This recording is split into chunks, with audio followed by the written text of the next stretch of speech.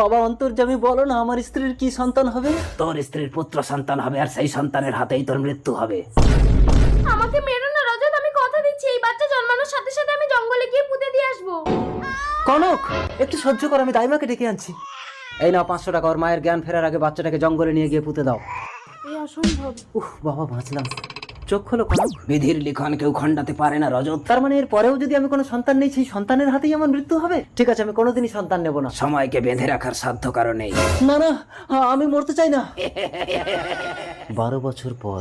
গোরাটু কি ধাপ্পা, মা 12 বছর ধরে আমাকে বস্তায় ঢুকে রেখেছো কেন? জঙ্গলে বাঘ আছে, বেরোবি না গোরা। যেখানে বাঘের ভয় সেখানে সন্দেহ। রজত বাবু আপনি? দাই বুড়ি টাকা নিয়ে বেইমানি। আমি সেদিন আপনার ছেলেকে জঙ্গলে পুঁতে দেইনি। গোরা তুই পালিয়ে যা। তোকে আমি বস্তায় বেঁধে নদীতে ফেলে দেবো, আগেই দাই বুড়িকে ঠিকানা লাগিয়ে আসি। কে?